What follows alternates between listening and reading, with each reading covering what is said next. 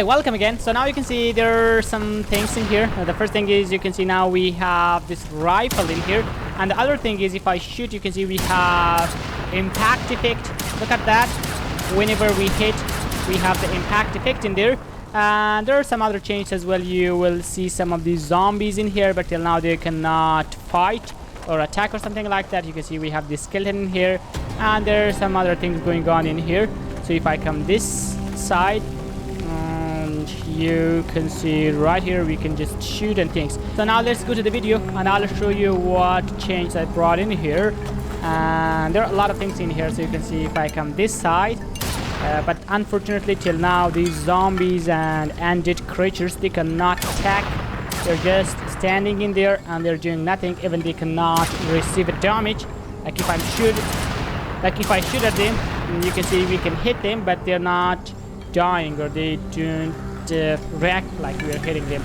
So we'll talk about that, but for now let's come back to Unreal Engine. So if I come here, and you can see this is our Unreal project, and the first thing I'll do is to come our character class. So what I did in character class was I just changed this arms. In last lecture we have talked about how we can add the pistol, but now you can see it is arms with the rifle. So this rifle is with these arms. If I open this one, you can see these are arms and they have this weapon with them. And if I come here to the animations, you can see here we have this animation montage for shooting. The sound effect is with them, and the muzzle effect is already with this. So you can see this animation has some good features. Look at that. Now you can see like it is so realistic. So it's like shooting.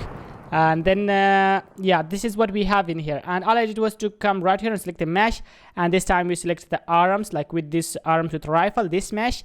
We created the blueprint for this one. If I come here, this is the blueprint, and in blueprint they have this walk by default. We'll talk about how we can change between walk and idle. When we're walking, it should be walk. When it's idle, it should be idle. But now it is walk by default. Even if we're standing somewhere, this animation blueprint will be playing the walking animation like that. And we added this slot in here. So this is for playing this animation montage. This is necessary for that. And this is the animation montage we created. Now I've showed you how you can add sound effect and particle effect to the animation montage like that.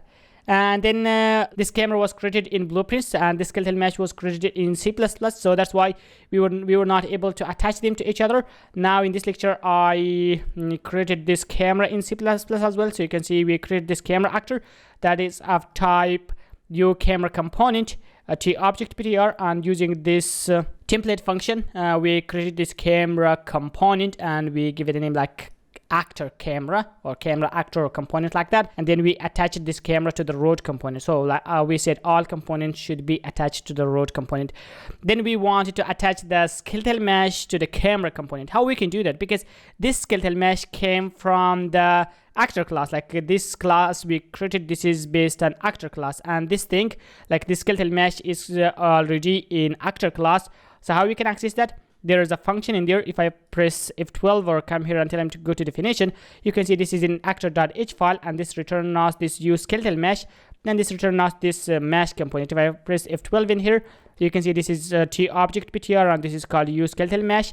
This is mesh like that. So we can access this mesh in here, and then we can tell them to set up attachment, and we can attach that to the camera. It's very important to attach this to the camera like in first person, because we have this effect. If you do not attach, we will not have this effect. If I play the game, you can see now if I look up, you can see this mesh is just turning with the camera, which is great.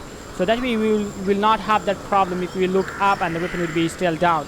So now you can see when we are looking up, the weapon is also looking up like that. So this is the benefit of attaching the skeletal mesh to the camera components. You should not do this in third person. It's only good for first person characters, like when you only have arms like that. And the next thing we did was to change this shooting functionality. In last lecture I showed you we were spawning that projectile. That's a good idea to spawn some projectile.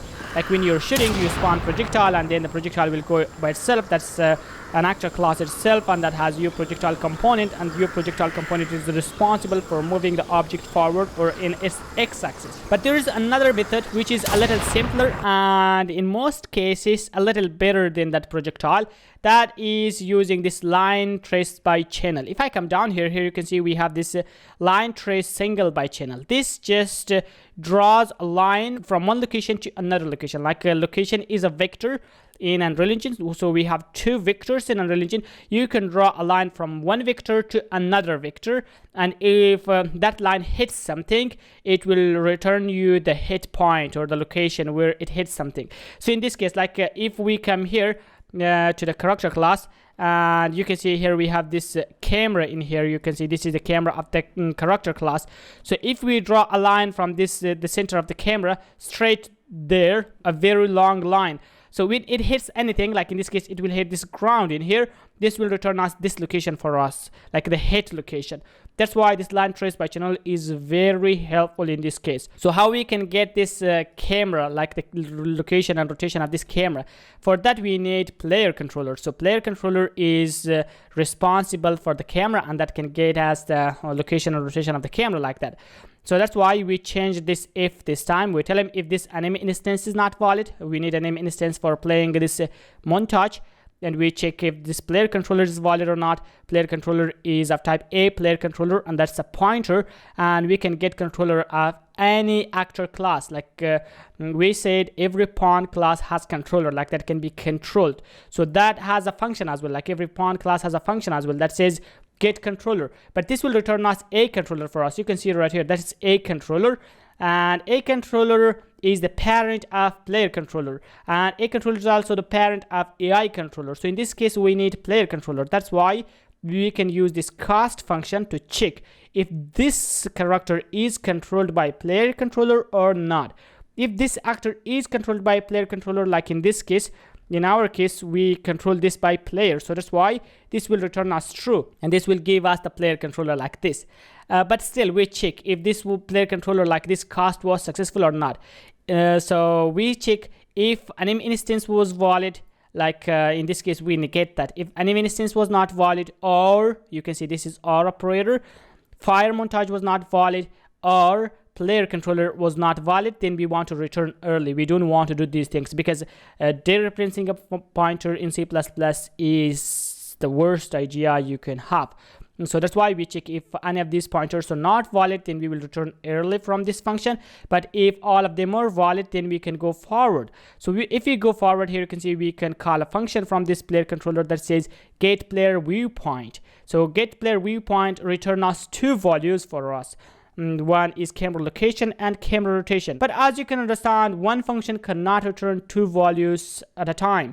So how we can do that? For that we have output functions, like you can see right here. If you don't know about output functions, that's all right. I have a complete course which explains everything, like virtual functions, object-oriented programming, output and input parameters, and a lot more that you need to understand about C++ and Unreal Engine.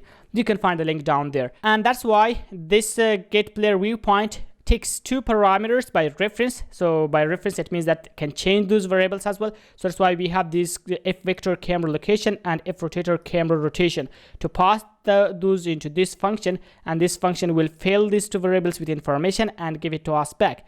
In this case, like after calling this function, these two variables will have information about this camera, its location and rotation.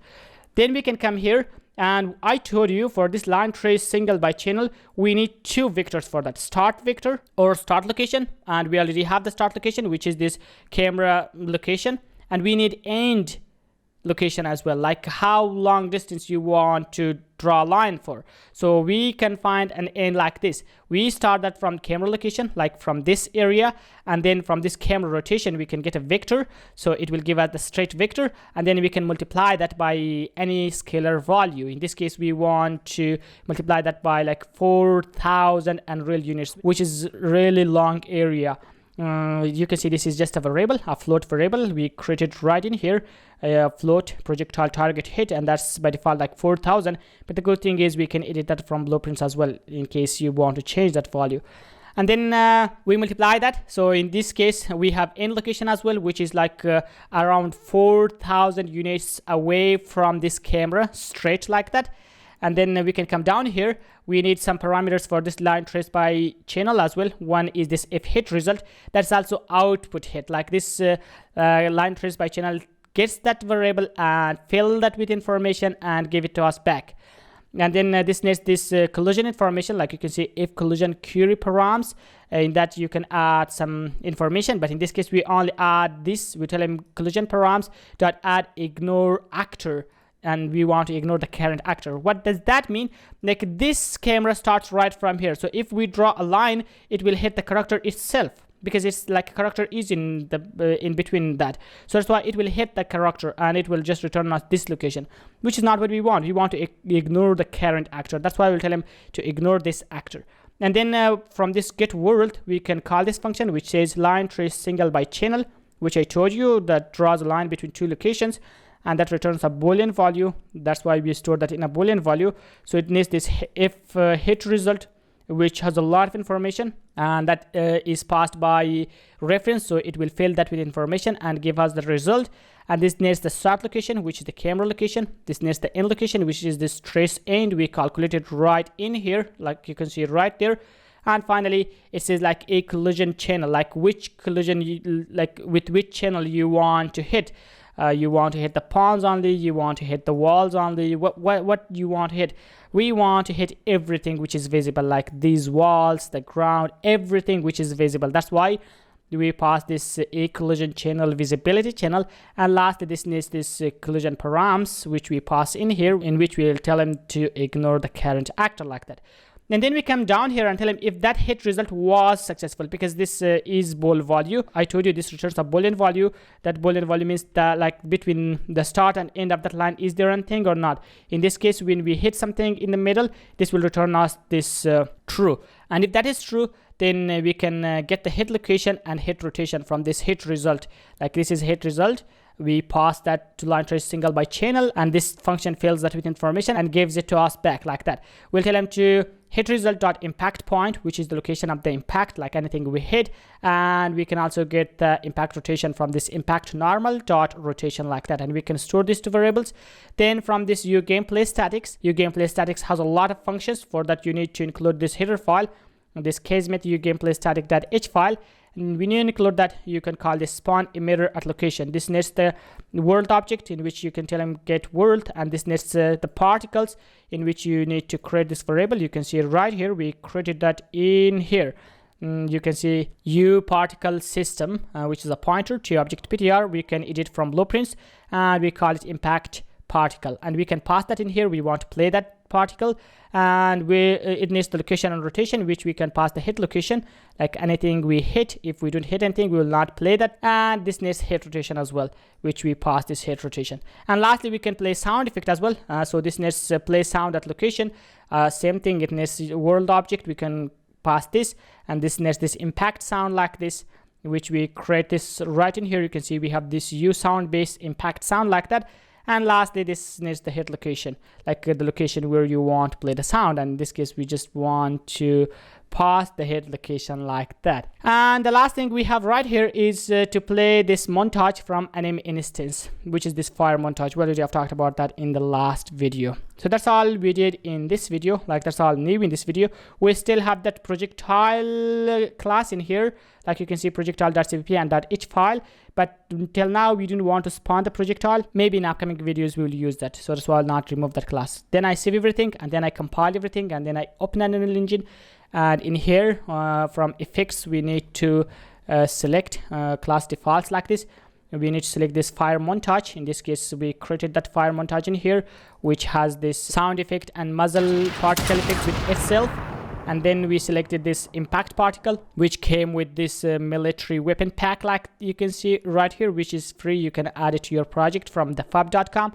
And the last thing, we added this impact sound, which is the same thing we added from the fab.com for free. And then you can select these things.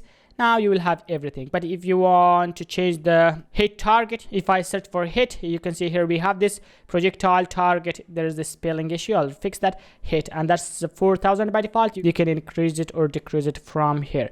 And now if I play the game, we will have all those things, like we will have muzzle particle effect and sound effect, and we will have hit particle and sound effect as well. And the next thing, I just went to mixamo.com and downloaded some of these creatures you can see right here with their animations. You can see this one, a zombie with some animations, that has animations, and then some of them, some police, some zombie women, like you can see right there. And if I press Ctrl+B to find this, you can see this is just an animation sequence. We don't have a character class for these zombies as of now, but we'll talk about that in upcoming videos, how we can create zombies and how we can create AI controllers so that AI controller can control these zombies. So that's all about this one. If you need the code, this code from here, you want to use it in your project, or you want to check how all these things work, you can just find the link to the code down there. And if you want to learn everything about Unreal Engine and C++, you can find my courses down there, and you can subscribe for more videos. I'll see you in the next video.